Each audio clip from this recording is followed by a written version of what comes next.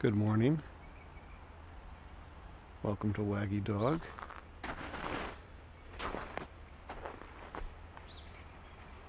Brewster loves doing this in the snow.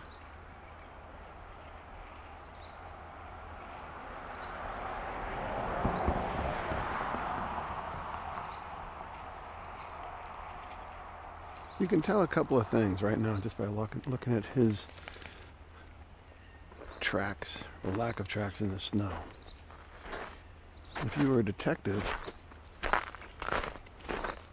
and you were observing this snow, you could learn a lot. One, you would know that it's pretty cold out right now. It's not exceptionally cold, but pretty cold. About 29. You would also know that it's been warm recently because when he was rubbing on that snow, he didn't break through at all.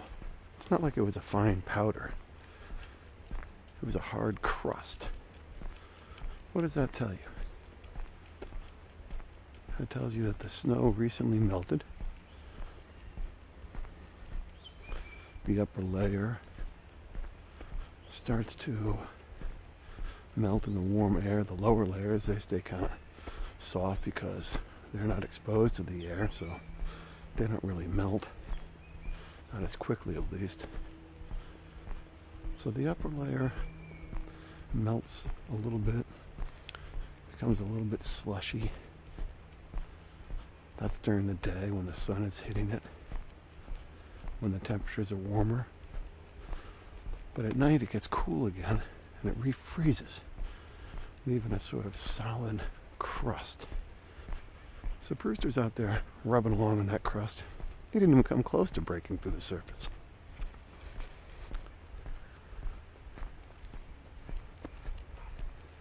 Not that that's an important fact, it just happened to be something I observed.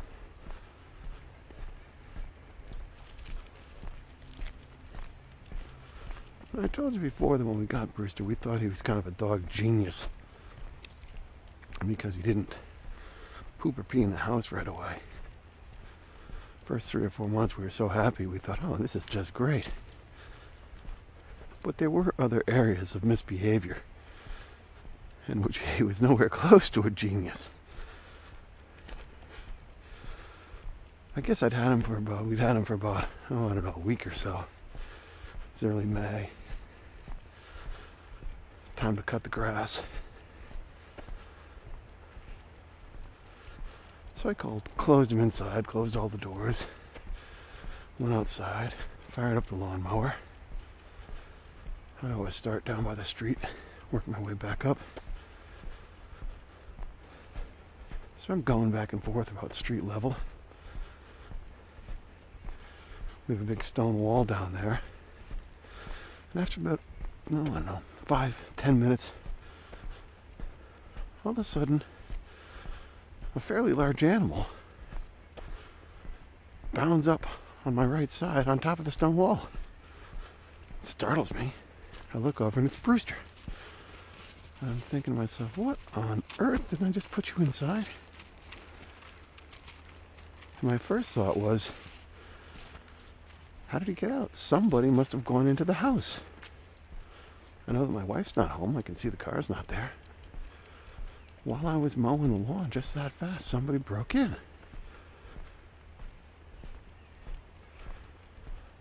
So I turn off the lawnmower, I grab him, I carry him up to the house. The front door's closed, but not locked. That's a good sign, but I'm a little bit concerned. It's a weird feeling.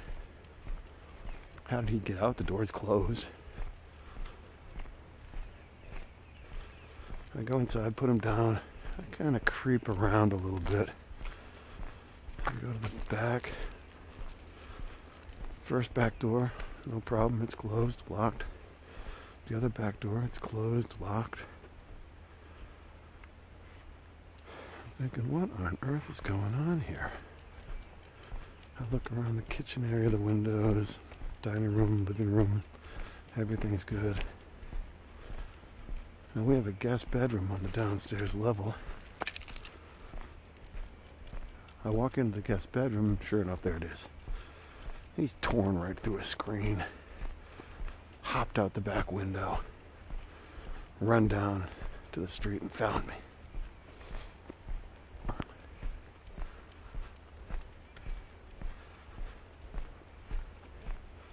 So I thought, okay, not too bad. I pulled out the screen, took it to the basement, thought I could repair that in no time. I think it's still sitting down there, by the way.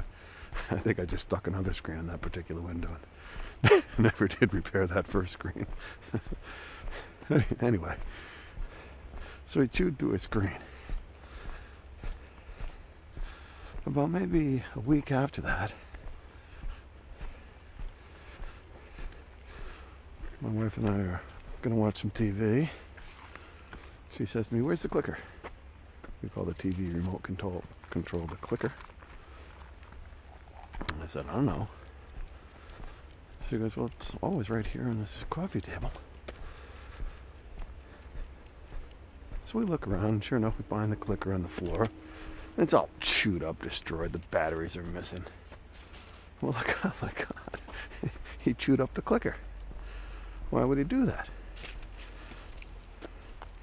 So we kind of scold him, but it's hours after the actual event, so you can't scold him too much. He doesn't even know what you're talking about. So she goes and she replaces the clicker, has to go to the cable company. I don't know what they charge, $7,500, some ridiculous amount.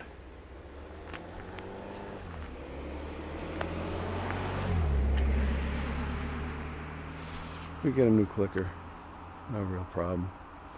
A couple of weeks go by. It's almost an identical scenario. Where's the clicker? We both kind of look at him, give him the evil eye. We hunt around. Sure enough, he's chewed up the new clicker. It's all in shreds. Inoperable. So she's like, "Hey, this is getting ridiculous." Luckily, we have other TVs in the house, so we just use those clickers for a while, but eventually we did break down and go get a new clicker for that main TV. So it's another $75.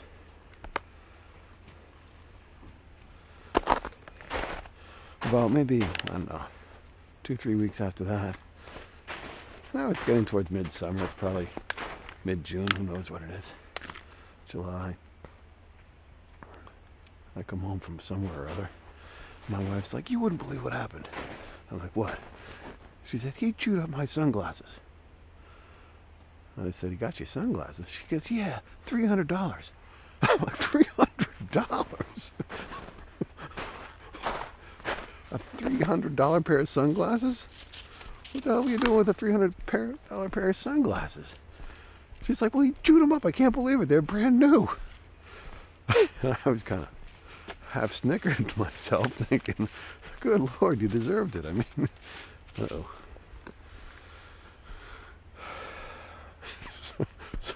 So she had bought the two new clickers. Let's say that's $75 a pop. That's $150. And now a $300 pair of sunglasses. So she's out of pocket $450. I'm sitting pretty because I haven't done a darn thing yet. So she's starting to get a little riled up. And about, I don't know, a couple weeks after that, I think I was playing golf. She was somewhere, I don't know where. I come home, turn on the TV, clicker's fine. We're hiding the clicker by these days. Sit in my chair, turn on the reading light right next to me, and the light doesn't go on. I think, "Oh, great. Bulb is blown. I gotta go downstairs and get a new bulb." So I go downstairs, I get a new bulb, screw it in there, turn on the light. It still doesn't work. I'm thinking to myself, what the heck is going on here? So I look to make sure it's still plugged in. And there's the cord. Right at the very end, right where it plugs into the wall, the cord is all chewed on. And I'm like, "Oh my Lord." He chewed the electrical cord to the lamp. That can't have felt good. So I call him over and I say, "Did you chew on this?" He kind of looks terrified. He doesn't want to go anywhere near it. And I'm pretty sure I know what happened. I think he shocked the heck out of himself chewing on it. And after, oh, I don't know, 2 or 3 weeks, a month, 2 months, 3 months, 4 months, a year, I know that's what happened because he never chewed anything else in that house. So I'm glad he didn't get hurt.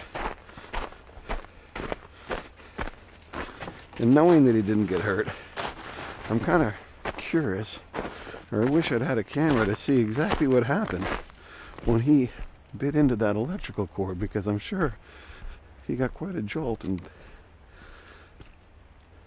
probably sprung backwards and did a couple of somersaults, who knows. But it can't have felt good. So yeah, he was not exactly a dog genius. He did the sort of thing that a dog does. He also ate a pound of raw bacon. That was another good one.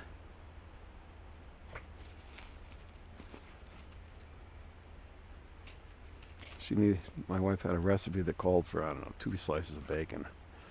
So she cooked the 2 slices and somehow she left the rest of the bacon on the counter. We're in the dining room eating, we're thinking, gee, it's awful quiet. Where is he? We go into the kitchen. There he is, licking the bacon wrapper. Not a slice of uncooked bacon to be found.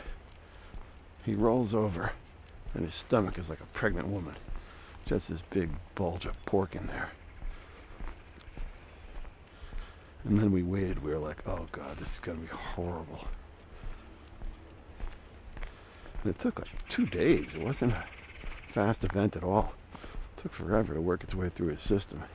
Then, of course, in the middle of the night, not that night, but the next night, middle of the night, he's like, take me outside. He comes and wakes us up. My wife takes him outside, and I don't think she slept a wink that night because he had to go outside about 5 different times.